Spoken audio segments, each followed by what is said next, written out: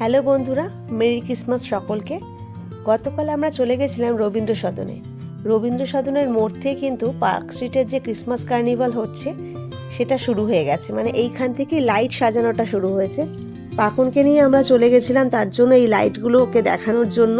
মানে রাস্তাটা এত সুন্দরভাবে সাজানো, বড়দের তো অবশ্যই, তার সাথে সাথে বাচ্চাদেরও কিন্তু ভীষণ ভালো লাগছে।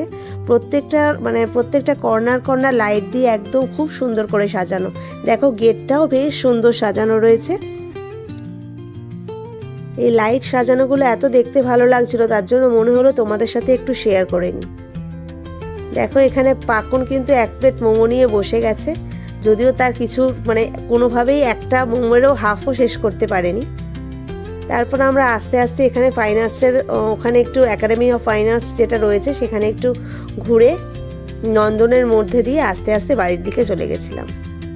ইচ্ছা হলো এই এতটা সুন্দর জায়গা, আমরা এতটা সুন্দর সময় ওখানে কাটিয়েছি, সেগুলো প্রত্যেকটাই তোমাদের সাথে একটু ভাগ করে নিই।